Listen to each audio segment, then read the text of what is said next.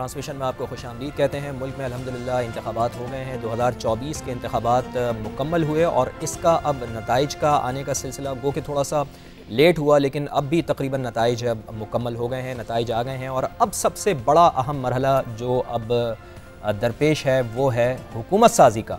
हुकूमत कौन बनाएगा, सबसे अहम मामला ये है, चूँकि इस दफ़ा मुल्क की तारीख़ में पहली बार ऐसा हुआ है कि आज़ाद उम्मीदवारों ने सबसे ज़्यादा नशिस्तें हासिल की हैं। तो यही वजह है कि अब कल मियाँ मोहम्मद नवाज़ शरीफ की हमने तकरीर भी सुनी थी, जिसमें उन्होंने मियाँ मोहम्मद शहबाज शरीफ को ये टास्क दिया है कि वो जाएँ, आसिफ अली जरदारी साहब से रब्ता करें, मौलाना फजल रहमान साहब से रब्ता करें, MQM पाकिस्तान से रब्ता करें और दीगर जमातों से रब्ता करके फिर हुकूमत साजी के लिए कोई बातचीत करें। तो अब देखना ये होगा कि आया ये तमाम जमातें मिलकर हुकूमत साजी करती हैं, हुकूमत बनाने में कामयाब होती हैं, फिर या ये डिसाइड करते हैं कि हमें अपोजिशन में बैठना है, या फिर ये आज़ाद उम्मीदवार जो सबसे ज़्यादा इस वक्त सीटें उनके पास हैं, 99 के करीब सीटें कौमी असम्बली में उनके पास हैं। इसके साथ साथ कौमी असम्बली की जो मैंने आपको बता रहा हूँ कि 99 सीटें आज़ाद उम्मीदवारों के पास हैं। सूबाई असम्बलियों की अगर मैं आपको बताऊँ तो KP में 91 उम्मीदवारों के साथ आज़ाद उम्मीदवार लीड कर रहे हैं, जबकि बलूचिस्तान में जो कोई वाज़े जमात अक्सरियत हासिल नहीं कर सकी है। मैं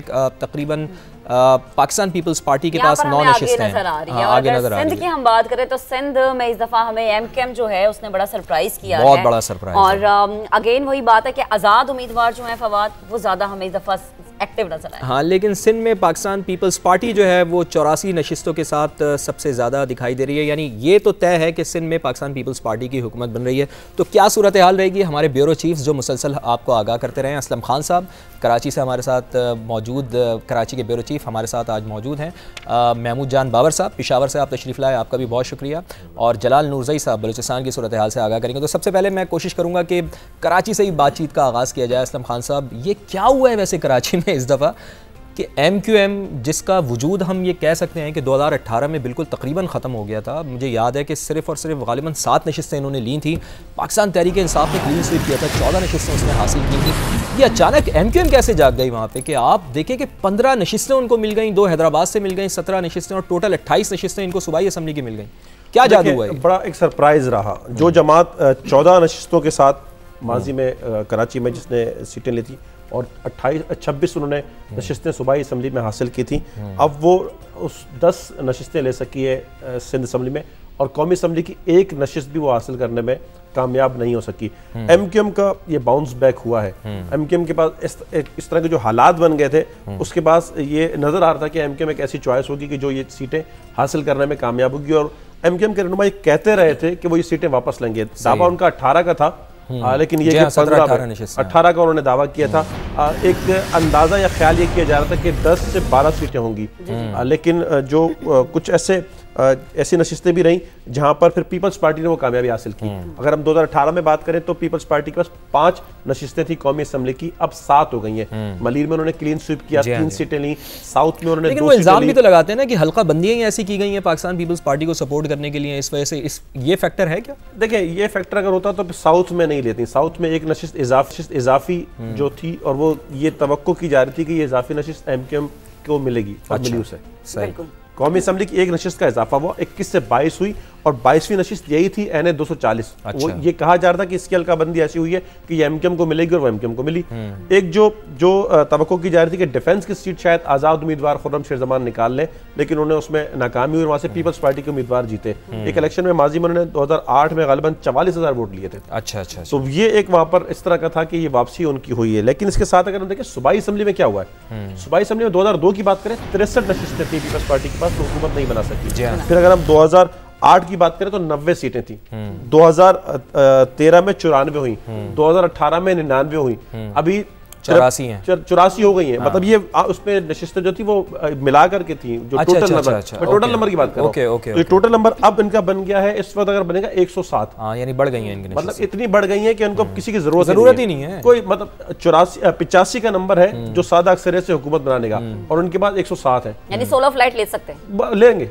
अच्छा, मुझे वो याद आ रही है जब इंटरिम गवर्नमेंट आई थी तो मुराद अली शाह साहब ने कहा था कि भाई हम 3 महीने की छुट्टी पे जा रहे हैं और 3 महीने के बाद हम दोबारा आएंगे। ऐसे कहा था। मुराद अली शाह वजीर आला बन रहे हैं। देखिए, उन्हीं वो सबसे मजबूत उम्मीदवार वही है। अच्छा। जिस तरह बिलावल साहब के साथ साथ वो कैंपेन में नजर आए हैं, और जो जरदारी साहब हो, फरजाल तालपुर साहिबा हो, या फिर बिलावल भुट्टो साहब, वो बड़ा एतमाद उनको अच्छा, लेकिन कुछ खबरें ऐसी भी चल रही थी कि बलूचिस्तान वाला फार्मूला शायद हो सकता है, चूँकि जैसे डॉक्टर अब्दुल मालिक बलोच के ज़माने में किया था कि हाफ टर्म के लिए वज़ीर आला बना दिया जाए, तो कुछ ऐसा है कि 2018 में भी ये बात होती रही। अच्छा, इसके लिए नाम भी आया, नासिर शाह साहब का भी नाम आया, शर्जील मेमन साहब का भी नाम आया, सोहेल अनवर सयाल साहब का भी नाम आया। फरियाल तालपुर का नाम मिस कर रहे हैं आप वैसे। जी फरियाल तालपुर साहब, तो मैं ये उनका भी नाम आया। अब देखिए उनका भी नाम आया और उनसे बड़ा कैंडिडेट कौन होगा? हाँ जी, बिल्कुल बिल्कुल, तो वही उनसे स्ट्रॉन्ग कैंडिडेट यही, लेकिन नहीं बनाया। कोशिश है वैसे जरदारी साहब की। देखिए अगर होती तो पहले भी जिस तरह कहा जा रहा था, और बिल्कुल ये था कि बस अगले हफ्ते हत्या ये कि अखबार में खबरें भी शाया हो गई थी कि अगले हफ्ते, लेकिन ऐसा हुआ नहीं। तो हम बात करें, देखिए 84 आम नशिस्तें, और उसके बाद हम बात करें खवातीन की जो 29 नशिस्तें, उस पर कम अज़ कम 17 आएंगी। फिर अगर हम बात करें अकलियतें 9 नशिस्तें, उस पर 6 आ जाएंगी। ये इतना बड़ा नंबर, और फिर 1-2 जो लोग इनसे नाराज होकर गए, जाम मेहताब वो पीपल्स पार्टी के, वो वापस इम्कान के आ जाएंगे। मुमताज जाकरानी साहब जैकोबाद से जीते हैं, जैकोबाद 3 से, वो उम्मीद है कि वापस आ जाएंगे। तो ये नंबर तो लगता है कि शायद 107 108 से भी क्रॉस कर जाएगा। तो इतनी भारी अक्सरियत के साथ आएगी। और आप देखें, आप फवाद आपने बात की कि हल्का बंदी पे, तो हल्का बंदी पे तो दीगर जमातें भी थी, उन्होंने जिला शर्की से भी सीट निकाली। ये पीपल्स पार्टी ने, आप देखें कि अपने आप को ये बढ़ा रही है, और ये वो दावा कर रहे थे पीपल्स पार्टी वाले। बिलावल की पॉजिटिव अप्रोच भी इसमें शायद लगती है, चूंकि जो वोटर्स हैं, नौजवानों का वोटर्स, वो थोड़ा सा उनको इंगेज करने की कोशिश कर रहे हैं और कामयाब हुए हैं। वरना देखें पिछली दफा 7 सीटें थी उनके पास सूबाई में, अब 10 हो गई हैं। 10 5 थी कौमी में, अब 7 हो गई हैं। और खुद अब पीपल्स पार्टी वाले भी कह रहे हैं कि ये 7 हम कम से कम, इस पर भी हम 10 पर जा रहे थे। लेकिन बहरहाल अगर देखें इतनी सीटें आगे बढ़ी तो वो ये भी एक बड़ी कामयाबी होगी। और एमकेएम के लिए जो 4 सीटों वाली जमात थी, उसका 15 सीटों पर आना, 15 सीटों पर आना जाहिर है कि वो उस पर तहफ़्फ़ुज़ात हैं। वैसे एक चीज़ है एमक्यूएम के बारे में मैं आपसे ज़रूर पूछूंगा, क्योंकि खालिद मकबूल सिद्दीकी, जब गवर्नमेंट की फॉर्मेशन हो रही है, खालिद मकबूल सिद्दीकी साहब कह रहे हैं कि जी मियाँ शहबाज शरीफ को कराची आना चाहिए, हमसे बात करनी चाहिए। उन्होंने उनको कॉल की थी, मैं इसके ऊपर आऊँगा आपके पास। महमूद जान बाबर साहब, सर ये क्या हो रहा है आपके केपी में? 91 नशिस्तें ले ली आज़ाद उम्मीदवारों ने, और ये फैक्टर है क्या आखिर? 2 दफ़ा पाकिस्तान तहरीक इंसाफ को केपी वालों ने मौका दिया, बड़ा दिल किया, और तीसरी दफ़ा भी बड़ा दिल कर लिया कि नवाज शरीफ जैसे लीडर को, मौलाना फजलुर रहमान जैसे लीडर को, MMA जैसी पार्टी को उन्होंने पीछे कर दिया, और पाकिस्तान तहरीक इंसाफ को, उनके आज़ाद उम्मीदवारों को एक बार फिर वो मौका देने जा रहे हैं। आखिर हो क्या रहा है केपी में? क्या ये बड़ा दिल है या फिर कुछ और है? बहुत शुक्रिया आप सबका। तारीख बन रही है खैबर पख्तूनख्वा में, तो दूसरी बार भी किसी को मौका नहीं मिला, ये तीसरी बार एग्जैक्टली बिल्कुल। तो मैं ये समझता हूँ कि ये तहरीक इंसाफ के लिए सेलिब्रेट करने का मौका तो है, लेकिन उसे घर बैठ के इसे 3 दिन सोचना चाहिए कि ये केपी में हो क्या रहा है। दरअसल लोगों ने उस पर इतना एतमाद किया है और इतना उसके साथ खड़े हो गए कि इमरान खान की गिरफ्तारी और जो उनके मुकदमात थे, अच्छा, उसके लिए इतने उठ खड़े हुए जैसे कि कोई अपने ज़ाती किसी रिश्तेदार के लिए खड़े होते हैं। और इतना जो रिएक्शन है ये भी जज्बाती है ना। देखें कि इन्होंने शायद इतनी कैंपेन नहीं की थी, मैंने तो इनका कोई बड़ा जलसा नहीं देखा था जिस तरह माजी में होता रहा था। इस बार जितनी तादाद में लोग निकले, तो इससे ये बात तो साबित है कि लोगों ने खुद इनको, पिछली बार इन्होंने वो लोगों के कहने के, मुखालिफिन के कहने के मुताबिक किसी की मदद से 2/3 मेजॉरिटी हासिल की थी। इस बार लोगों ने खुद 2/3 मेजॉरिटी का हार बना के इनके गले में डाल दिया है। सही। और कहा कि अब आएँ और अब तीसरी बार आएँ और अब इस सूबे में कुछ करें। तो इस बार आप देखें कि, लेकिन कुछ जगहों पे वो भी है, वेरिएशन है रिजल्ट में। इस तरह मर्दान में इनकी तमाम नशिस्तें आई हैं, बुनेर में आई हैं, मुख्तलिफ जगहों पे आई हैं, लेकिन पेशावर में इनको एक सेटबैक हुआ है कि इनकी नशिस्तें कम हुई हैं। अच्छा। और वो उन्होंने इस पे इल्ज़ाम तो लगाया है कि ये हमारी नशिस्तें छीनी गई हैं, लेकिन इस बार देखें, पिछली बार पेशावर में कौमी असम्बली की 5 नशिस्तें थी, 5 की 5 ही जीत गए थे। इस बार इन्होंने 4 जीती हैं, और एक वो नशिस्त जो कि इनसे मुनहरिफ नूर आलम खान था, वो उसे मिली है कौमी असम्बली की। पिछली बार 14 नशिस्तें थी तो इनको 11 मिली थी उसमें, अब 13 थी सूबाई असम्बली की, तो इसमें इनको 6 मिली हैं। लेकिन महमूद जान खान साहब, बाबर साहब, ये भी तो है ना चक्कर के 91 अगर इनकी आज़ाद नशिस्तें जीत रही हैं, तो ये तो फिर इनके लिए एक और भी बड़ा मसला पैदा हो जाएगा, आपस में पसंद नापसंद का भी मसला पैदा हो जाएगा कि कौन वज़ीर आला बनेगा, कौन वज़ीर बनेगा। फिर ये भी चीज़ें भी तो शुरू हो जाएंगी। ऐसा कुछ देखने में आ रहा है कि ये पार्टी थी जिससे एक और पार्टी ने जन्म लिया, वो भी बहुत सारी उन जो अंदर की जो लड़ाइयाँ थी वो उसके भी असरात थे उसमें, और उसके तो और भी वजूहात थी कि जो लोग चले गए थे, तो आपको भी मालूम है कि उन्हें भी ये, उनका ये ख्याल था कि हुकूमत शायद उनकी बनने जा रही है, तो वहाँ चले गए थे। लेकिन अंदरूनी खाना आप देखें कि तहरीक इंसाफ के एक एक हल्के में 4-4, 5-5 कैंडिडेट तो है ना, वो सब तो खुश नहीं होंगे कि अब फवाद ज़ैदी को ये नशिस्त मिल गई है तो सारी जिंदगी इसी के पास रहे। वो तो ये नहीं चाहेंगे कि ये कामयाब हो, तो कुछ ना कुछ अंदर भी चलता है, खिचड़ी पक रही है, पक रही है। लेकिन इसमें एक चीज़ है कि देखें ये 91 हम कह रहे हैं 84 इनकी अपनी नशिस्तें हैं, 7 जो है वो दीगर आज़ाद हैं, वो जो मुख्तलिफ जरियों से मिला लेंगे उनको। इस बार एक और काम हुआ है, अभी थोड़ी देर पहले मुझे पता चला है कि वो रब्ते उन्होंने शुरू कर दिए हैं। इससे पहले तहरीक इंसाफ ऐसा नहीं करती थी, वो किसी से रब्ता नहीं करती थी। इस बार इन्होंने दीगर जमातों से रब्ते शुरू कर दिए, जो इनके हम ख्याल हो सकते हैं कि पहले तो ये किसी को घास ही नहीं डालते थे। जब इन्हें पता चला 2018 में किसी ने अगर खुद भी इतिहाद करने की कोशिश की, जैसे जमात इस्लामी के रहनुमाओं को मैंने खुद सुना कि 2013 से वो उनके साथ थे, 2018 में उन्होंने इतिहाद करने की कोशिश की, उन्होंने कहा नहीं हम किसी के साथ इतिहाद नहीं करेंगे। इस बार मेरा ख्याल है कि ये जो ट्रेंड चेंज हुआ है, ये सोच तब्दील हुई है, ऐसा ये हो सकता है कि अब मसला तो यही आएगा ना महमूद जान बाबर साहब के ये 84 उम्मीदवार है, मिसाल के तौर पर किसी कोई ना कोई पार्टी तो इनको ज्वाइन करनी है ना, कोई ना कोई पार्टी के साथ कोलिशन तो होगा। हाँ। इस पे कोई राब्ता हो रहा है इनसे? अभी थोड़ी देर पहले मुझे एक मैसेज मिला है कि इनके कुछ रहनुमाओं ने और उनके करीबी दोस्तों ने जमात इस्लामी से रब्ता किया है, और ये रब्ता जो है ये अभी इत्तेहाद के लिए तो ना हो, लेकिन वो जो इन्होंने कोई जमात ज्वाइन करनी है उसके लिए ये माइंड बना रहे हैं। अभी एक ब्रेक शामिल कर, हमारे साथ रहिए।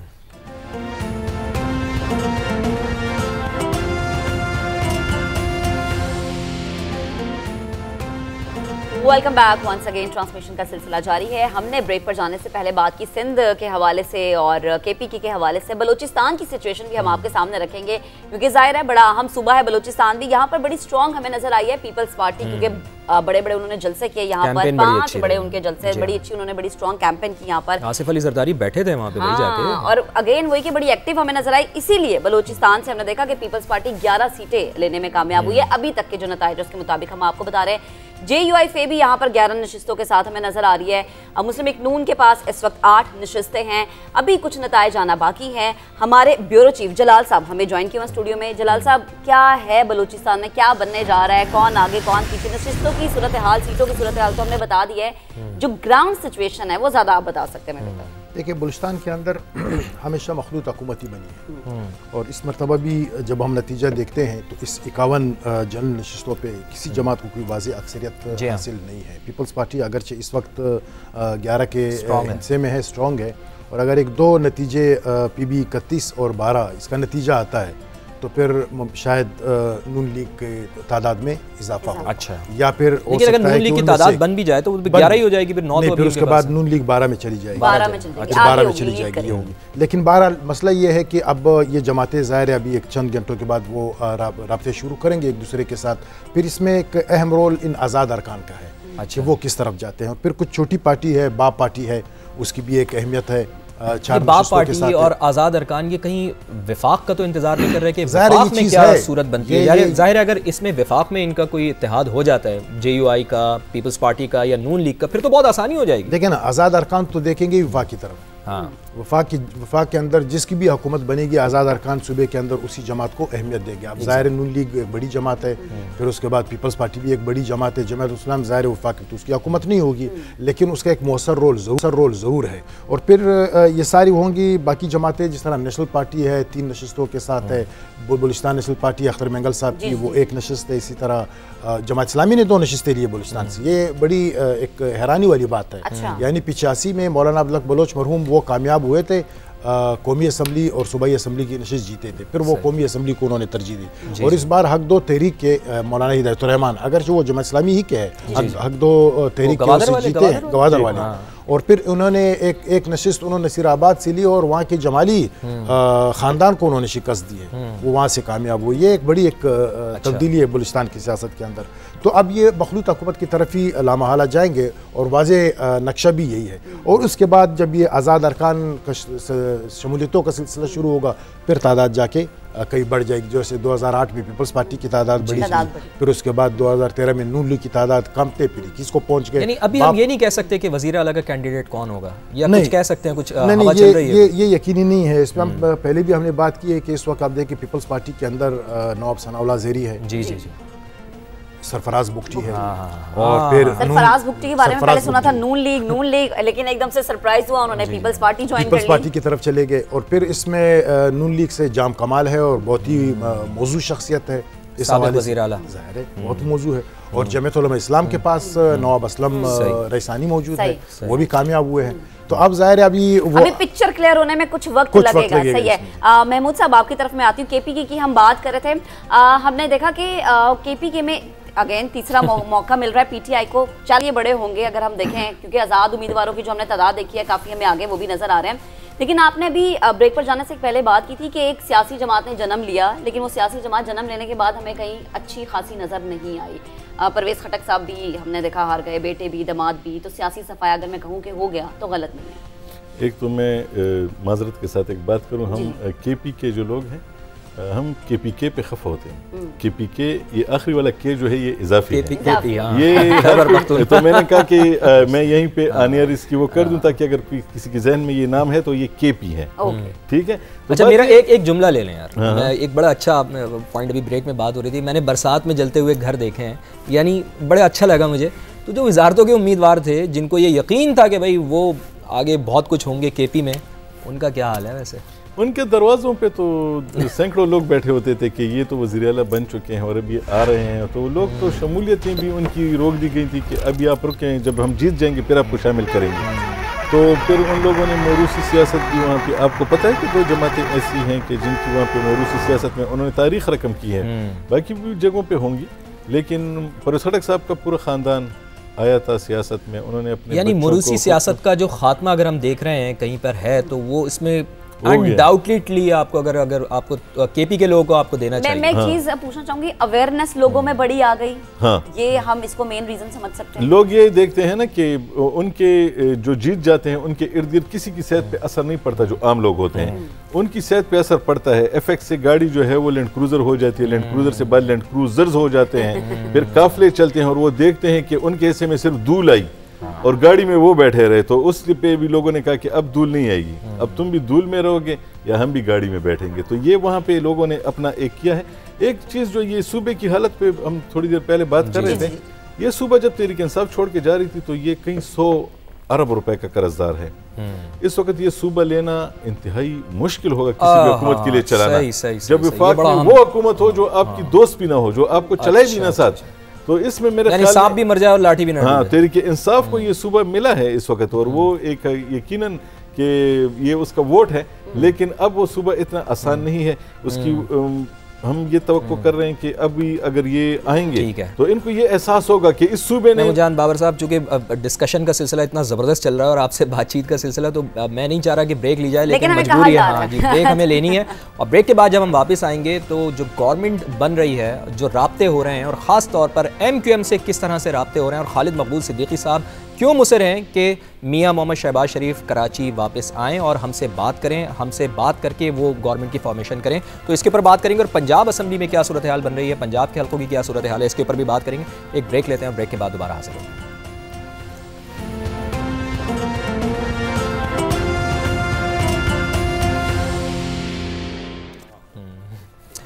तो एक बार फिर ट्रांसमिशन में खुशामदीद कहते हैं और जैसे मैंने आपको बताया था कि इस घंटे में हम बात करेंगे पंजाब में क्या सूरत हाल डेवलप हो रही है, कौन और विफाक में भी एग्जैक्टली। तो हमारा साथ देंगे, हमारे साथ मौजूद हैं द ग्रेट नईम हनीफ साहब, पंजाब के ब्यूरो चीफ हैं हमारे समा के, और खालिद अजीम साहब, कौन आपसे वाकिफ़ नहीं, खालिद अजीम साहब माशाल्लाह हमें विफाक में कौन हुकूमत बना रहा है खबरें देते रहते हैं। आमिर साहब हमारे साथ मुल्तान से ब्यूरो चीफ हमारे मौजूद हैं, खुर्रम शहजाद साहब फैसलाबाद से। आप तमाम मौजूद मेहमानों को वार्म वेलकम करते हुए सबसे पहले आप सबकी इजाज़त है, मैं ज़रा खालिद साहब से शुरू कर लूँ। नईम साहब अगर इजाज़त दें। आपको सारी इजाज़त चलें, इजाज़त तो लेना मकसूद है, लेकिन खालिद साहब आप ये बताएं कि हुकूमत कौन बना रहा है, राब्ते बड़े तेज़ हो गए हैं। कल मैं बयान सुन रहा था मियां नवाज शरीफ साहब का, गो के उसको वो कह रहे थे कि विक्ट्री स्पीच होगी, लेकिन हमने उनकी स्पीच देखते हुए ये अंदाज़ा लगाया कि विक्ट्री स्पीच वो कहीं से नहीं थी, दरख्वास्त थी, वो दरख्वास्त थी जो उन्होंने बात की है मियां शहबाज शरीफ साहब से भी, और उन्होंने कहा है कि जी आसिफ अली जरदारी साहब से रब्ता करें। तो किंग मेकर इस वक्त आसिफ अली जरदारी हैं, जो वो फैसला करेंगे वही होगा। जी मैं ये अर्ज़ करूँ कि 266 टोटल नशिस्तें हैं, उनमें जिस बंदे के पास 73 सीटें अपनी हों वो दरख्वास्त ही कर सकता है, क्या हुकूमत साजी का दावा नहीं कर सकता। बिल्कुल सही बात। तो उसके बाद अब राब्तों की पोजीशन डेफिनेट बात है कि ये सारे के सारे माजी में भी इकट्ठे रह चुके हैं, अगरचे इलेक्शन का माहौल जो है वो खासी हद तक तल्ख बना दिया था बिलावल भुट्टो साहब के जो रिमार्क्स थे, जो तबसरे थे, बल्कि बाज़ औक़ात तो वो ललकार रहे थे मियाँ साहब को, मियाँ बरादरान को, और यूँ लग रहा था कि उनका सारे का सारा फोकस जो है वो सिर्फ मुस्लिम लीग नून की मुखालफत पे है, और पीटीआई को उन्होंने रस्म पूरी की लेकिन उस अंदाज में निशाना नहीं बनाया। इसके बावजूद एंटी नवाज लीग तो उन्होंने वोट लिया, इसका मतलब आप ये कह रहे हैं? जी, एंटी नवाज लीग वोट मिला है या नहीं मिला, लेकिन उनकी ख्वाहिश थी, और उन्होंने एक अरसे बाद जो पॉलिटिकल पोलराइजेशन जो इससे पहले डाइवर्ट हो चुकी थी इमरान सेंट्रिक, उसको उन्होंने एक मरतबा फिर नवाज शरीफ सेंट्रिक बनाने की कोशिश की, और जो नवाज मुखालिफ वोट है उनकी ख्वाहिश ये थी कि वो सारे का सारा उनकी तरफ आए, और जो खुद पीटीआई के भी कैंडिडेट्स हैं उनको भी माइनस कर दिया जाए, लेकिन ऐसा हुआ नहीं है। सही है। पीटीआई के सपोर्टेड कैंडिडेट्स जो हैं वो खासी बड़ी तादाद में उनको कामयाबियां मिली हैं, अगरचे इस वक्त उनका स्टेटस तो आज़ाद का है, लेकिन रियलिटी तो यही है कि सारे लोग जानते हैं कि उनको टिकट जारी भी हुआ था, लेकिन उनकी अपने जो कुछ फैसले थे पार्टी नज़्म व नस्क के हवाले से वो दुरुस्त साबित नहीं हुए, उसका नतीजा उनको भुगतना पड़ा कि वो अपने निशान से महरूम हो गए और आज़ाद लड़े। लेकिन फैक्ट यही है कि वो सबको पता है कि उनसे मिल के और उनकी तायद से जीते हैं वो। सही। अब जो आपने बात की कि क्या हुकूमत साजी के लिए, डेफिनेटली अगर तो कुछ छोटे मोटे लोगों को मिला के ये जो फिगर है, चूँकि अभी मखसूस नशिस्तें जो हैं उनका फैसला भी होना है, बिल्कुल, बिल्कुल। और 60 उनकी तादाद है, थोड़ी तादाद 70 तादाद है उनकी, 60 ख़वातीन की और 10 अक़लियती, ये बहुत बड़ी तादाद है। तो उसके बाद उनकी जो रिक्वायरमेंट है वो 168 की है, तो 73 सीटों पे बैठ के ये अगर हम सोचते कि जो छोटे छोटे ग्रुप हैं, मसलन MQM साइजेबल है, 17 नशिस्तें उसकी अब तक हैं, और उसके अलावा JUI की 3 नशिस्तें हैं, उनसे तवक्को की जा सकती थी चूँकि माजी में उनके साथ रहे हैं। बलूचिस्तान से भी वो 3-4 सीटें ऐसी हैं कि जिनकी तायद की उनको तवक्को हो सकती है, लेकिन उसके बावजूद वो इतना बड़ा फिगर हासिल करने में कामयाब नहीं हो सकते जो कि हुकूमत साजी के लिए। तो बैठ जाए फिर अपोजिशन के अंदर, मौका दे दें उनको, आज़ाद उम्मीदवारों को। अब ये बड़ी अजीब बात है, कोई भी अपोजिशन में नहीं बैठना चाहता। मैं आपको एक हिस्टोरिकल बात जो है वो आपके में लाना चाहता हूँ कि 88 के इलेक्शन में पीपल्स पार्टी अगरचे सिंगल लार्जेस्ट पार्टी थी और उसकी 93 सीटें थी, 207 का हाउस होता था उस वक्त, 217 का, क्योंकि बाद में 227 20 वो शामिल हो जाती थी ख़वातीन की सीटें और अक़लियतों की। तो उसके बावजूद वो 93 सीटें लार्जेस्ट सिंगल पार्टी होने के बावजूद वो हुकूमत साजी के लिए उनकी ज़रूरत थी कि वो दूसरी जमातों को साथ मिलाएं। तो उस वक्त मुझे याद है कि BBC पे एक इंटरव्यू में मुर्जा भुट्टो ने कहा कि हुकूमत लेने के लिए मेरी बहन ने जो कॉम्प्रोमाइज़ किए हैं, और कॉम्प्रोमाइज़ की ये पोजीशन थी कि उनके जो दिए हुए वज़रा थे उस वक्त की इस्टेब्लिशमेंट के, उनको कबूल करना पड़ा। साहबज़ादा याकूब खान जो हैं उनको वज़ीर ख़ारजा बनाना पड़ा। VA जाफरी एक साहब थे, उनको सेक्रेटरी ख़जाना, वज़ीर ख़जाना उन्होंने बना दिया, जिसकी कि वो शक्ल भी नहीं पहचानती थी। उनको अपने देरीना साथी नवाबज़ादा नसरुल्लाह को छोड़ के गुलाम इसाक़ खान को वोट देना पड़ा। तो मुर्जा भुट्टो का उस वक्त तबसरा था फवाद साहब के, मैं इनकी जगह होता तो मैं अपोजिशन में बैठ जाता और ये 6 महीने भी हुकूमत न चला सकते। वो उस वक्त की ये टेंडेंसी चली आ रही है। आज भी जिस बंदे की ज़रूरत होती है या जो उसकी ख्वाहिश यही होती है कि हुकूमत बनाए, चाहे उसको कितने कम्प्रोमाइज़। चले, ख्वाहिश तो हर एक जमात की होती है कि वो हुकूमत बनाए, ख्वाहिशें पूरी हो। नईम साहब, पंजाब में कौन हुकूमत बना रहा है, वज़ीर आला कौन होगा भाई, ये तो बताएं हमें। हॉट फेवरेट होता है नईम साहब हमेशा ही पंजाब, हमने देखा है पूरे मुल्क में, ना सिर्फ हमने देखा कि किसी भी एक इलेक्शन में बल्कि हर इलेक्शन में पंजाब को हॉट फेवरेट, और पंजाब में हॉट फेवरेट नून लीग है। मैं चाहता हूं, उसकी वजह ये नईम साहब, चूंकि आप हमें जो बता सकते हैं ना, आपकी खबर हमेशा पक्की निकलती है। ये देखिए, आपका बहुत शुक्रिया।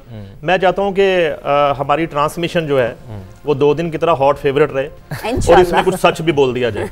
और मैं सच को मिस कर रहा हूँ पूरे मुल्क के निजी चैनल्स पर, और बड़े बड़े नाम अब मैं लेना भी चाह रहा हूँ, सबसे मेरा एक ताल्लुक भी है, इंक्लूडिंग जो है हमारे सीनियर तज्जियाकार एंकर्स, जी जी, सच बोलना चाहिए जी। ये जो फोटो सेशन हो रहा है ना, आसिफ अली जरदारी साहब की मुलाकात हो रही, नवाज शरीफ साहब के साथ बिलावल भुट्टो जरदारी को लाहौर बुला लिया गया, ये मुलाकात एक बहाना है। अच्छा, प्यार का सिलसिला पुराना है, 2008 ये हुकूमत साजी जो है ये लंदन में हो चुकी है। अच्छा, ये उस वक्त हुई थी जब अदम एतमाद की तहरीक पीटीआई के खिलाफ लाने का फैसला किया गया था। बहुत बड़ी खबर ये सारा फोटो सेशन है।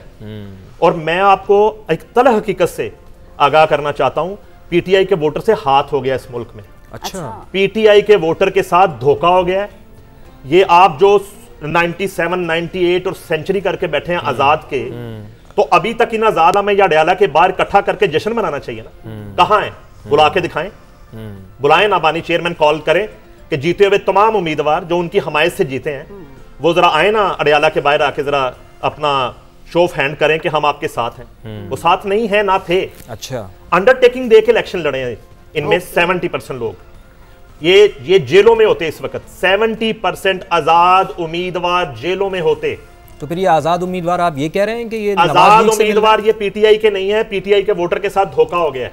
अच्छा, ये इनको पीटीआई का उम्मीदवार समझ के वोट किया, तो आज इनको पीटीआई के साथ खड़ा होना चाहिए ना। अगले 48 घंटे बाकी रह गए हैं, इनमें 70% पीटीआई को छोड़ के चले जाएंगे। अच्छा, तो धोखा हो गया ना, धोखा हो गया, हाथ हो गया पीटीआई के वोटर के साथ, पीटीआई के साथ हाथ तो हो फिर गया। इसका मतलब है जरदारी साहब सही कह रहे हैं कि जी आप बिलावल को वजीर आजम बनाएं, पंजाब आप ले लें, 35 में और आजाद उम्मीदवार आपको लाके दे देता हूं। मैं बताता हूं, ये नूरा कुश्ती है, पीपल्स पार्टी और नून लीग की। ये मामलात मैंने अर्ज किया कि ये मामलात जो हैं तकरीबन 2.25 साल पहले तय हो गए थे जब पीटीआई की हुकूमत गिराने का फैसला किया गया। आप पंजाब की बात कर लें, 137 पे आजाद है, 137 पे नून लीग है जी, 10 पे पाकिस्तान पीपल्स पार्टी बराबर है, बराबर 8 मुस्लिम लीग काफ है। तो फिर आजाद पीपल्स पार्टी के साथ मिलकर हुकूमत बनाने की पोजीशन में क्यों नहीं है? आजाद फेडरल में पीपल्स पार्टी के साथ हुकूमत बनाने की पोजीशन में क्यों नहीं है? क्यों नून लीग और पीपल्स पार्टी की हुकूमत साजी हो रही है? ये मैं गुजारिश कर रहा हूं कि अगर आज बानी चेयरमैन जो हैं सेलिब्रेशन के लिए कॉल कर ले बनी गाला जीते हुए तमाम उम्मीदवारों को, 35 से 36 लोग वहां जाएंगे। अच्छा, बाकी लोग वहां उस सेलिब्रेशन का हिस्सा भी नहीं बनेंगे और पीटीआई को ऑन भी नहीं करेंगे। ये बड़ी सरप्राइजिंग चीज नहीं साहब, आप हमारे साथ शेयर कर रहे हैं। अच्छा, कुछ और भी फवाद शेयर करने बिल्कुल, एक पाई चार्ट है, हम अपने जरा नाज़ लेते हैं कि 37% पाकिस्तान मुस्लिम लीग नवाज इस वक्त कौमी असम्बली में उनके उम्मीदवार हैं। 37% इंडिपेंडेंट, ये आप पाई चार्ट के जरिए देखें, जो इंडिपेंडेंट हैं वो 37% हैं इस वक्त कौमी असम्बली में, जबकि पाकिस्तान मुस्लिम लीग नवाज के पास जो इस वक्त पोजीशन बन रही है वो 27% बन रही है, जबकि पाकिस्तान पीपल्स पार्टी को आप देख रहे हैं कि कौमी असम्बली में इस वक्त 19% सीटें उनके पास हैं। हाँ जी हाँ, काफ़ी पीछे है काफ़ी। और MQM का फिगर आ रहा है 6% आई गेस, 6% MQM दिखाई दे रही है, और 4.5% अगर मैं देखूं तो 4.5% ये कौन सी जमात है जो यहाँ पर दिखाई दे? दीगर जो आज़ाद उम्मीदवार हैं या दीगर जो जमातें हैं, मुस्लिम लीग काफ है या IPP है, दीगर जमातें हैं। तो ये पाई चार्ट के जरिए हम आपको दिखा रहे हैं कि इस वक्त कौमी असम्बली में क्या सूरत हाल बन रही है। 37 आजाद ही नजर आ रहे हैं, इंडिपेंडेंट 37%, 27% जो है पाकिस्तान मुस्लिम लीग। ये जो आजाद है ये बज़ाहिर आजाद है, वैसे आजाद नहीं है। असल में ये आजाद नहीं है, ये बज़ाहिर आजाद है। ये सिर्फ 8 तारीख की रात तक आजाद थे। देखना होगा ना कि कितने दिन तक आजाद रहते हैं। अब ये आजाद नहीं, अब ये गुलाम है। किसके? इनमें 70% जो है गुलाम है आने वाली हुकूमत के। ठीक है, अब इन्होंने कहां जाना है? और यकीनन जो है मैं आपको पेशन गोई कर सकता हूं कि नून लीग हुकूमत बनाएगी पीपल्स पार्टी के साथ मिलकर। उसमें एक फॉर्मूला है कि आसिफ अली जरदारी जो है वो सदर पाकिस्तान, शहबाज शरीफ वजीर आजम पाकिस्तान। ठीक है, ये तो एक और अगर शहबाज शरीफ वजीर आजम पाकिस्तान होते हैं तो मरियम नवाज जो हैं वो वजीर आला पंजाब हो सकती हैं। अच्छा। और अगर मियां नवाज शरीफ इसको कड़वा घूंट समझ रहे हैं, इस अक्सरियत के साथ वो वजीर आजम बनना नहीं चाहते थे। अच्छा। अगर अब उन्हें मना लिया जाता है, मियां नवाज शरीफ अगर प्राइम मिनिस्टर पाकिस्तान होते हैं, तो फिर पंजाब में नून लीग का कोई उम्मीदवार आ सकता है वज़ीर-ए-आला पंजाब के लिए, और IPP के नाम भी कुरा निकल सकता है वज़ारत आला पंजाब के लिए। अच्छा। ये खबर भी है। जनूबी पंजाब का जरा बताएं। जनूबी पंजाब आमिर साहब से बात कर लेते हैं। आमिर साहब है, अच्छा ये मुल्तान में चीज मार देंगे जनूबी पंजाब। इनकी इजाजत से मैं एक बात कहूंगा, ऐड करने ये जो फिगर्स हैं ये इसलिए तशवीशनाक हैं कि स्टेबिलिटी नहीं होगी। Exactly number 1। नंबर 2, एक जो हमारे नेशनल एक्सचेकर पे हमेशा बोझ पड़ता है मुशीरों, वज़ीरों, माउनिन ख़ुसूसी के जम्मे गफ़ीर का, उसके इम्कानात ज़्यादा हैं क्योंकि हर बंदा अपने वोट की कीमत जो है वसूल करेगा। नईम साहब ने जो बात कही, मैं उसको आगे बढ़ाते हुए, अगर वो अंडरटेकिंग के तहत भी आए हैं तो उसके साथ साथ वो अंडरटेकिंग इलेक्शन लड़ने की हद तक और पूरी पार्टी एफिलिएशन, यानी इस तरह तो खालिद साहब आप ये कह रहे हैं ना कि इस तरह हुकूमत नहीं चल सकती, आप स्टेबिलिटी नहीं आ सकती। तो आमिर साहब आप बताएं कि मुल्तान में इस दफ़ा क्या हुआ? मुल्तान के अवाम का भी वोट तकसीम था, एक तरफ मेहरबानो कुरैशी हार जाती हैं, जैन कुरैशी जीत जाते हैं, जहांगीर खान तरीन साहब हार जाते हैं, हुआ क्या है मुल्तान में? इस दफ़ा काफ़ी बड़ी सरप्राइजिंग सिचुएशन है। वैसे हमेशा ही होती है, जनूबी पंजाब कोई भी गवर्नमेंट बनाने में बड़ा अहम किरदार अदा करता है। कभी सूबा महाज बना दिया जाता है, कभी कुछ लोगों को एक रेवड़ की तरह इकट्ठा किया जाता है और किसी एक पार्टी में जमा करा दिया जाता है। तो नईम साहब की बात से मैं इत्तेफाक करता हूँ। अच्छा, तो वो पहले से ही कमिटमेंट हो चुकी है जो अब उनको धकेला जाएगा। लेकिन उनके लिए ये भी खतरा है कि जिस तरह उन्होंने हरेफ अराकीन के साथ हुआ है, उनके साथ भी मुस्तकबिल में हो सकता है। अच्छा, सेकंड ये है कि हम कह रहे हैं कि जनूबी पंजाब में पीटीआई बड़ी मजबूत है, ऐसी भी बात नहीं है। 19 MNA उनके हैं, 19 MNA PMLN के हैं। पाकिस्तान पीपल्स पार्टी जरूर वहां पर कमजोर है, वो 6-7 सीटें ले सकी, इससे ज्यादा नहीं ले सकी, जो हमेशा वो लेती है। सही। उनमें भी अभी काफी जो गिलानी साहब की, उनके जो मद्दे मुकाबिल थे आजाद उम्मीदवार बैरिस्टर तैमूर, वो अदालत में जा चुके हैं, उन भी प्रॉब्लम है। अब जिस तरह मेहरबानो बीबी की आपने बात की है, उनके जो मुस्तरद वोट की तादाद बहुत ज्यादा है। तो इसलिए जनूबी पंजाब के लोग ना तो अभी तक आजाद हैं, ना उन्होंने आज़ाद होना है, उनको भी इसी तरह एक पार्टी में जमा करके आगे भेज दिया जाएगा, क्योंकि वो आज़ाद है। बेसिकली तो आज़ाद इंतखाबात में उन्होंने हिस्सा लिया है, तो उन पर किसी पार्टी का आइन या कोई चीज़ लागू नहीं होती। तो होना तो वही है जो पहले से डिसाइड हो चुका होगा। तो बाकी अवाम के वोट जरूर डले हैं वहाँ पर, लोगों का टर्न आउट भी अच्छा बाहर निकली है, बाहर नहीं निकली है, टर्न आउट अच्छा था, हर किसी ने वोट डाला भी है, लोग कामयाब। ये बड़ी अच्छी चीज़ है कि लोगों ने अपना हक जो है उस इस्तेमाल किया है, और ताकि एटलीस्ट आप खुद मुतमईन है कि जी हमने जाके अपने पसंदीदा निशान पर ठप्पा लगाया है। एक चीज़ और मैं बात करूँ, माजी में हमने जितने भी इलेक्शन देखे हैं सूबे की बुनियाद पर वहां पर वोट लिए जाते हैं। जी हाँ। इस दफा चूंकि पहले से नूरा कुश्ती थी तो सूबे का किसी ने नारा नहीं लगाया। 2018 में मुझे याद है कि बानी चेयरमैन तहरीक इंसाफ ने ये कहा था कि भाई आप हमें वो दिलवा दें, 100 दिनों में सूबा देना, 100 दिनों में मैं सूबा दे दूंगा। अभी तक नहीं बहुत आगे चले गए। खुर्रम शहजाद साहब ये फैसला, खुर्रम साहब आप बताएगा फैसलाबाद में क्या हुआ? बड़ा अपसेट हमने देखा, राना सनाउल्लाह उनके दामाद, ये हम उम्मीद नहीं कर पा रहे थे, मगर अगेन वही के नताए जो आने थे वो तो आए। जिस तरह आमिर साहब ने बात की ना, तो जब वो बादशाह होता है तो जब उसको लगता है कि उसका इक़्तिदार जो है वो थोड़ा सा हिलने शुरू होता है, तो वो फिर अपनों की भी कुर्बानी देना शुरू कर देता है। यहाँ पे फैसलाबाद में राना सनाउल्लाह के साथ जो हुआ वो अपनों की कुर्बानी हुई, यानी नून लीग ने उसको कुर्बानी। आबिद शेर अली भी हार गए, राना सनाउल्लाह भी हार गए, तलाल चौधरी के वालिद भी हार गए, यानी कोई भी ऐसा नाम जो फेस था नून लीग का, वो कोई भी वहाँ से सीटें नहीं ले सकता। सिर्फ एक सीट उन्हें नेशनल असेंबली में मिली, वो शहबाज बाबर की थी समुंदरी से, और इसके अलावा कोई भी वो सीट नहीं जीत सके। तो ये वाज़े नज़र आ रहा है कि वहाँ पर तो कुर्बानी दी गई। और एक और इशू जो है जो हमें देखने में आया, क्योंकि राना सनाउल्लाह वो पंजाब के सदर थे, तो तस्वर ये किया जा रहा था कि राना सनाउल्लाह जिसके सिर पे हाथ रखेंगे वो कामयाब हो जाएगा, तो फिर वो कंपेन नहीं की। जिसको टिकट लेके दिया गया उसने कंपेन भी छोड़ दी। राना सनाउल्लाह जिसके हल्के में जाके एक जलसा कर लेते थे, वो कहते थे ठीक है जी हमारी कंपेन पूरी होगी। तो कंपेन ना करने का नतीजा आज ये भुगत रहे हैं। और जो आज़ाद की बात हो रही है, तो अंडरटेकिंग की बातें भी होती रही, तो ये वो आज़ाद हैं जब घरों में परिंदे या तोते रख लिए जाते हैं, उनके पर काट दिए जाते हैं, पर काट के कह दिया जाता है आप फिर वो घर में आज़ाद हो। जब वो आज़ाद उड़ नहीं सकेगा, उसकी आज़ादी उड़ने से है, तो ये वो हैं जिनके पर काट दिए गए। अंडरटेकिंग्स चीज़ें जो हैं वो सारी हो चुकी हैं, बस अब ये देखना होगा कि किस तरह वो किसके पार्टी में शामिल होते हैं और किस तरह दूसरी पार्टी के साथ। चले नईम साहब, पंजाब में वैसे सूट क्या कर रहा है? नून लीग की वज़ीर आला सूट कर रहा है, या फिर जिस तरह आपने अभी हमें बताया कि फार्मूला कुछ तब्दील भी हो सकता है, IPP भी आगे आ सकती है, तो पंजाब के अवाम के लिए क्या बेहतर रहेगा? वैसे देखिए, ये जो है एक बहुत बड़ी एग्जाम्पल हमारे सामने है उस्मान बुज़दार की। जी हाँ। तो जो भी आएगा वो उस्मान बुज़दार से तो बेहतर होगा इंशाल्लाह। इसी बहाने आज हम उनको याद कर रहे हैं। वसीम अकरम प्लस को मैं इतना मिस कर रहा था।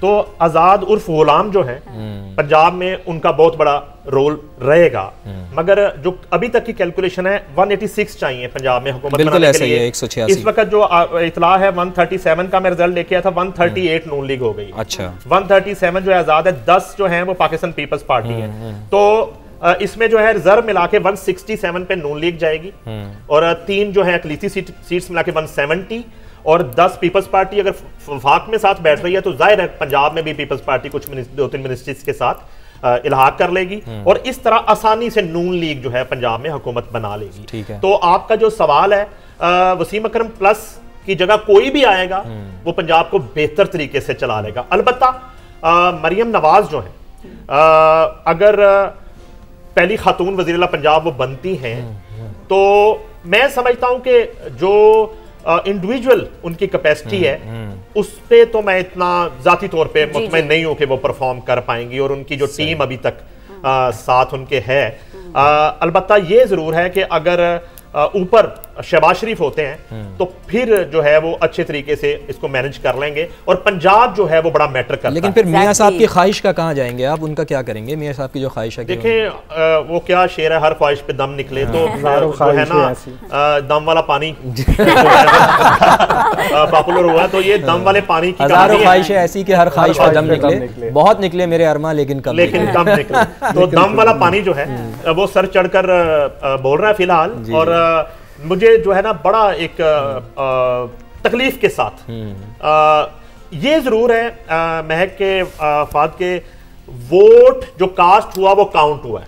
अच्छा, ये एक सेटिस्फेक्शन मुझे है जाती तौर पे कि वो जो एक खदशा था कि वोट जो है वो काउंट नहीं होगा, वोट जो पीटीआई को कास्ट हुआ वो काउंट हुआ, नून लीग को कास्ट हुआ वो काउंट हुआ, पीपल्स पार्टी को कास्ट हुआ वो काउंट हुआ, यानी कि इस इलेक्शन को फ्री एंड फेयर कहा जा सकता है। लेकिन सबसे बड़ा जो सवाल है ना सर, वो उठता है इलेक्शन कमीशन ऑफ पाकिस्तान के ऊपर। वोट कास्ट तो हुआ है लेकिन नतीजा उन्होंने बहुत देर से दिया, जिसके ऊपर सवालात उठ रहे हैं। आज वैसे एक बैठक भी लगेगी इस हवाले से। बिल्कुल आपने सही कहा। देखें एक बहुत अच्छा प्रोसेस वो लेके चल रहे थे, बहुत से मामला ऐसे थे कि वो उमूमी तौर पर लोगों को नागवार भी गुजरे, लेकिन वो अच्छे स्टेप्स लेते रहे हैं। लेकिन जो आखिरी दिन है उसमें वो अपनी कमिटमेंट्स जो हैं उनको पूरा नहीं कर सके। जी बिल्कुल। आप अगर चीफ इलेक्शन कमिश्नर के बयानात याद करें तो वो ये कहते रहे कि अगर इंटरनेट न भी हुआ तो भी उससे हमारा जो EMS का सिलसिला है उसको फर्क नहीं पड़ेगा, हम उसको कर देंगे। लेकिन खुद अब वो भी उन्होंने आके भर्ती का एक बयान जो है वो दे दिया कि आधे घंटे के अंदर अगर नताइज ना आए तो हमें याद है रात 2 बजे आए, सिर्फ 2 जगहों के नताइज थे, उसके बाद फिर गुम। जी, और उन्होंने ये साथ ये कहा कि मैंने हुक्म दे दिया है कि आधे घंटे के अंदर जो RO रिजल्ट नहीं देगा वो उसके खिलाफ सख्त कार्रवाई होगी। और वो आधा घंटा पता नहीं कितने घंटों पे आपको तो ट्रिब्यूट पेश करना चाहिए इलेक्शन कमीशन को। 337 पोलिंग स्टेशन का फॉर्म 45 आप 345 इकट्ठे करके इतना सारे रिपोर्टर्स को थका के पूरी ट्रांसमिशनों में थक के उन्होंने 365 पोलिंग स्टेशन का एक आपको फॉर्म दे दिया। उन्होंने तो आसानी की आपके लिए। सलाम पेश करता हूं, ये वाली आसानी नहीं चाहिए हमें। उन्होंने तो आसान किया भाई, इस आसानी के ऊपर ही तो सवाल उठ रहा है और डिवाइसेस लगाई गई। बात यह है कि ये आसानी परेशानी ना बन जाए। इसको देखें, जो मुतासिर लोग हुए हैं वो इतनी आसानी से इसको गिव अप नहीं करेंगे और पूरा प्रोसीजर मौजूद है उसका। आगे चल के मुझे इस बात का खदशा है कि कुछ सीटें जो हैं वो उड़ना शुरू हो जाएंगी, चाहे वो दिखावे के लिए हों चाहे वो मामूली अशकोई के लिए हों, लेकिन बहुत जगह पे वो इतने ब्लाटेंट किस्म का मुझे ब्रेक लेनी है। बस मैं आमिर साहब का एक इसके ऊपर कमेंट लेना चाहूंगा कि जो लोग जीते हैं क्या वो सोच रहे हैं इसी तरह से जिस तरह खालिद साहब भी कह रहे हैं कि परेशानी में भी तब्दीली करता हूँ कि रात को कुछ रिजल्ट था, सुबह कुछ और था, रात को मिठाइयाँ कोई खा रहे थे, सुबह कुछ और था, फार्म पे कुछ और था, ये सारा कुछ है। और चांदी मिठाई वालों की है। मुल्तान का तो वैसे हलवा बहुत बिका होगा। हलवा बहुत ज्यादा बिका है, अभी तक वो ऑर्डर पूरा नहीं कर रहे क्योंकि दोनों साइड पर बहुत ज्यादा लोग ले रहे हैं। चलें जी, हमें एक ब्रेक लेनी है, ब्रेक के बाद दोबारा हाजिर होते हैं, साथ रहिएगा।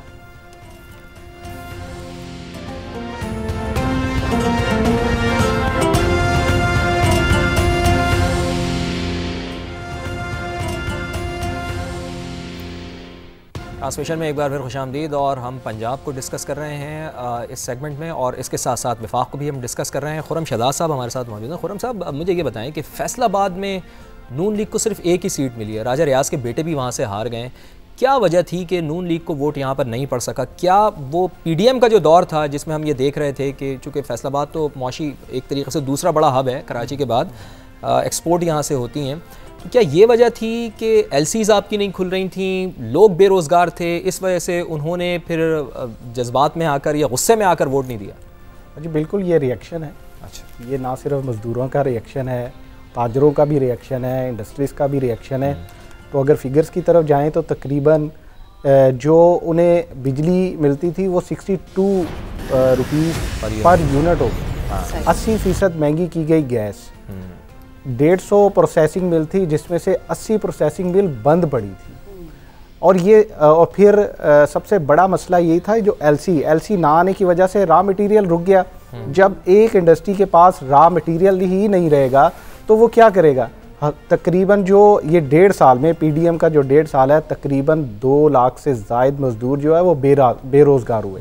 यकीन माने हालात ये थे कि वो कहते थे कि हम अब दुकानदारों से उधार लेने जाते हैं तो हमें वो अब उधार भी नहीं देते कि तुम वापस कैसे करोगे, तुम्हारे पास तो बच्चे उन्होंने जो उनके स्कूल जा रहे थे वो हटा लिए, ठीक है, घर में खाने के लिए नहीं था। सिचुएशन इस कदर ख़राब थी कि ये नतीजे आने थे। और जो ये तो बात थी जो एक सीट उन्होंने ली है वो दही इलाका है, वहाँ से ली है, शहर से तो बिल्कुल सफाया हो गया नून लीग का। सही। इस शहरी इलाके से एक भी नहीं, क्योंकि ताजर जो है वो एग्जैक्टली कनेक्टिंग है ना एक दूसरे के साथ। मजदूर जो है वो चले आप ये कह रहे हैं कि फैसलाबाद में ताजर नाराज थे, मैं आपसे नाराज हूँ वैसे आमिर साहब। क्यों सर? हलवा नहीं लेकर आए। हलवा आप नहीं लेकर आए यार, आप मुल्तान से आए हो, हलवा नहीं लेकर। ट्रांसमिशन के बाद आपको खिला देते हैं, लेकिन हलवे के लिए मौलवी होना जरूरी है, आप पहले वो साबित करें। फवाद खाने के लिए बन जाएंगे मौलवी, मुझे ये बताएं। फवाद भाई हाफिज का हलवा कोई हलवा कोई भी चलेगा। वैसे मुल्तानी सोन हलवा हाफिजों का ही हलवा है। हर हलवे की दुकान पे लिखा हुआ है हाफिज का।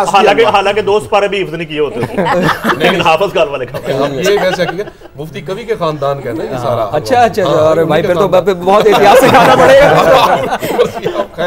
चले आमिर साहब मुझे ये बताएं, हमने जनूबी पंजाब में पहले मुल्तान का जिक्र किया, जो बाकी जगह हैं वहाँ की क्या सिचुएशन है या क्या सिचुएशन रही? मतलब वही के सरप्राइज हुआ हर जगह से? बिल्कुल हर जगह से सरप्राइजिंग सिचुएशन थी और इसकी वजह ये है नून लीग की, वहाँ पर नून लीग का गढ़ कहा जाता था वहाँ पर, उससे पहले पीपल्स पार्टी हुआ करती थी। उसकी वजह ये है, एक तो इनकी लीडरशिप अपने वर्कर्स को ऑन नहीं करती, वो बेयार मददगार, जिस तरह जनूबी पंजाब के साथ होता है ताकत लाहौर की मोहब्बत, उसी तरह जनूबी पंजाब के वर्कर के साथ ही नून लीग की क़यादत ने की है। कभी भी ये जब लीडर्स जाते हैं, इनके जो चंद लोग हैं मखसूस लोग, वो इनके होटल्स में भी आते हैं, इनकी प्रेस कॉन्फ्रेंस में भी आते हैं, वर्कर्स बाहर एहतजाज कर रहे होते हैं कि हमें मिलने दिया जाए, वो सेल्फी का भूखा होता है वहाँ का वर्कर, और कुछ नहीं चाहिए होता। अच्छा। उसकी वजह एक थी, एक इन्होंने जो टिकट्स दिए मुनरफ अराकीन को, अच्छा, नून लीग की वजह से नून लीग के ये उम्मीदवार सारे हारे हैं जनूबी पंजाब में। अच्छा। PTI का बिल्कुल वोट है, बड़ा वोट बैंक है वहाँ पर, नौजवान है सारा कुछ, लेकिन ये जो ज्यादातर जनूबी पंजाब में मुस्लिम लीग नून के MNAs MPAs हारे हैं, वो नून लीग के जो वर्कर्स थे, जो उनकी मकामी UC चेयरमैन थे, इवन के उनके MPA के उम्मीदवार थे, या जिनको टिकट्स मिलनी थी नहीं मिली, मुनरफ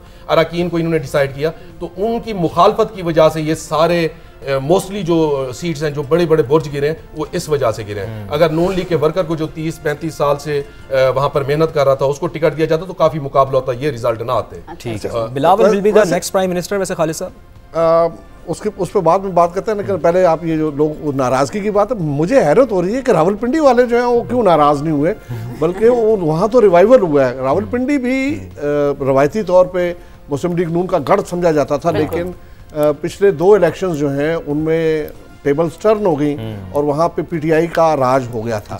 इस मरतबा वो सारे का सारा मामला उलट हो गया। पूरे डिवीजन में उसकी जो 16 सीटें हैं उनमें से 3 आज़ाद उम्मीदवार हैं। एक तो PTI की सपोर्टेड है इमाम ताहिर, और 2 जो हैं उनमें से एक ने आज बाज़ाब्ता ऐलान कर दिया है कि मैं चूँकि था ही मुस्लिम लीग नून का, और यहाँ सीट एडजस्टमेंट थी सरवर खान साहब की नशिस्त पे, तो वहाँ से वो जीत गए और उन्होंने कहा मैं वापस अपनी पार्टी में आ गया हूँ।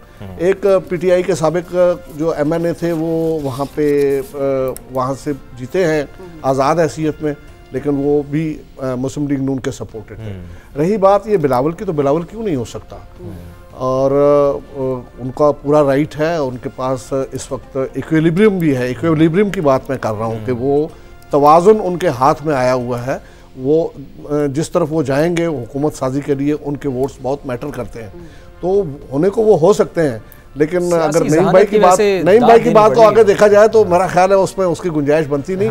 और एक चीज़ और है, ये जो सारी तगदो है, आप इसको कोई भी नाम दे, लेकिन मुझे लगता ये है कि मियाँ नवाज शरीफ साहब जो है वो Guinness book of world record में नाम लिखवाना चाहते हैं कि मैं चौथी मरतबा वज़ीर आज़म बन गया था। बहुत मुमकिन है कि वो वज़ीर आज़म बनने के कुछ अर्सा बाद कहें कि ये जनाब ये बोझ मुझसे संभालने नहीं जा रहा, मैं अपना इलाज फिर करवाने के लिए। देखिए खालिद साहब बड़ी अच्छी बात करें, फवाद साहब बिलावल के हवाले से जो है ना कि बड़ी बदकिस्मती से ये सूरत हाल है कि आसिफ अली जरदारी साहब जब निगोशिएट करेंगे तो क्या वो बिलावल की वजारत उज़्मा को रख के सौदेबाजी करेंगे या अपनी सदारत को रख के करेंगे? तो वो बिलावल की वजारत उज़्मा को रख के नहीं कर रहे। नहीं भाई, मैं एक बात याद दिला दूं, एक बात मैं याद दिला दूं कि एक इंटरव्यू में आसिफ जरदारी ने कहा था कि इलेक्शन हो जाए तो फिर उसके बाद हम फैसला करेंगे कि वजीर आजम बिलावल बनता है कि मैं बनता हूं। ठीक है, तो अब जो है ना, देखिए मैं जैसे इलेक्शन कमीशन को एक मैंने ट्रिब्यूट पेश किया और यहीं पे गिला भी करता हूं। देखिए इलेक्शन कमीशन ने इलेक्शन अनाउंस किया कि 8 फरवरी को होगा, लेकिन शुरू 9 को करवाया। 8 की रात 12 बजे के बाद इलेक्शन करवा दिया। 8 का दिन तो पूरा जाया हुआ हमारा। तो ये एक जो है ना वो चीफ इलेक्शन कमीशन साहब और इलेक्शन कमीशन से मेरा गिला रहेगा हमेशा। और ट्रिब्यूट भी है आपको कि आपने वोट सही काउंट किए, मगर गिला ये है कि आपने 8 के बजाय 9 को इलेक्शन। अच्छा नईम साहब, मैं आपकी मौजूदगी का फायदा उठाते हैं ना, जरा थोड़ा सा मोरिसी सियासत के ऊपर बात करना चाहूँगा। अगर हम सिर्फ लाहौर को ही देखें तो लाहौर में हमें शरीफ फैमिली के बाद खोकर फैमिली नजर आती है, बाकी कोई क्यों नहीं नजर आता? ये मोरूसी सियासत के गिर्द घूमती रहेगी क्या हमारी पॉलिटिक्स? ये बात वहीं आ गई। क्यों हम पीपल्स पार्टी में बिलावल भुट्टो जरदारी को और आसिफ जरदारी को डिस्कस कर रहे हैं? कोई तीसरा नाम आप डिस्कस कर रहे हैं ट्रांसमिशन में कि वो भी वजीर आजम हो सकता है? ये हो नहीं सकता। जिस तरह ये मुल्क की तारीख का आजाद उम्मीदवारों के हवाले से बिल्कुल एक नया ट्रेंड सामने आया, इसी तरह इस इलेक्शन में मौरूसियत भी सर चढ़ के बोली। आपने खुद ही बता दिया, आप लाहौर में महक देखें, नवाज शरीफ, शहबाज शरीफ, मरियम नवाज, हमजा शहबाज, आगे खोकर खानदान शुरू, अफजल खोकर, सैफुल मुल्क खोकर, फैसल खोकर, इरफान शफी खोकर, और सीट्स खत्म। इसी तरह आप आ जाए फैसलाबाद की बात कर लें, सुसर, राना सनाउल्लाह, दामाद जो है ना अबद शेर अली, बाप, तलाल चोरी, वालद, आपने पूरे खानदानों में टिकट्स बांटी और वो नताइज आप भुगत रहे हैं जब आप मरूसियत से नहीं निकलेंगे। तो अब ये है कि होश के नाखून लेने पड़ेंगे। और एक बात मैं आपसे अर्ज कर दूं, एक बात बिल्कुल, मुझे कोई इसमें किसी तरह का आभाम नहीं है। ये पीडीएम की हुकूमत बनने जा रही है। माजी में पीडीएम की हुकूमत थी, पीडीएम की हुकूमत रहेगी और ये हुकूमत 5 साल पूरे करेगी। ये पीडीएम की हुकूमत बनने जा रही है। पीडीएम 2 इसको हम नाम दे सकते हैं। अच्छा नईम साहब, लास्ट में एक और कमेंट कीजिएगा। जैसे मरूसी सियासत की हम बात करें, केपीके की आवाम ने इस चीज़ को रिजेक्ट किया। हमने देखा परवेज खटक, उनके दोनों दामाद, उनके बेटे, मतलब वो वहां से नहीं लीड कर पाए, नहीं जीत पाए। बिल्कुल अवेयरनेस की बात है, अवेयरनेस बिल्कुल आई, मगर अवेयरनेस के सम्राट जो हैं वो मुझे पहुंचते हुए दिखाई नहीं दे रहे। बिल्कुल टाइम कम रह गया। पीडीएम की हुकूमत में आवाम की हालत तो बहुत पतली थी। अगर जिस तरह नईम साहब कह रहे हैं पीडीएम 2 अगर ये बनती है तो फिर मईशत कहाँ जाएगी, आवाम की हालत कहाँ जाएगी? खालिद साहब मुख्तसर कमेंट करते हैं। शहबाज शरीफ साहब का जो आखिरी दिन था, उन्होंने हमें बुलाया था तो उसमें मैंने एक नुक्ता उठाया था, उसका किसी ने मुझे जवाब नहीं दिया। मैंने कहा जी आप मुझे ये बताएं कि इस मुल्क के डेट सर्विसिंग का बजट जो है वो 7,000 अरब है, जो हमारी मजमूई इकानमी मजमूई बजट जो है उसका बहुत बड़ा हिस्सा है। आपने उसको एड्रेस करने के लिए क्या किया है और आइंदा आपका क्या प्लान है? तो उसका कोई जवाब नहीं मिल सका। आखिर में मैं फीड करना चाहूंगा सॉरी के साथ, पीटीआई के वोटर के साथ हाथ हो गया है। सुबह का भूला शाम को घर वापस आता है, ये शाम को सारे गायब हो गए, रफू चक्कर हो गए हैं। पीटीआई के वोटर से मैं कह रहा हूँ आपसे हाथ हो गया। चले नईम साहब, वक्त बड़ा कम था हमारे पास। बहुत शुक्रिया नईम साहब, खालिद साहब आपका भी, आमिर आपका भी बेहद शुक्रिया, शहजाद आपका भी बेहद शुक्रिया। और अभी एक ब्रेक लेते हैं, साथ रहिए।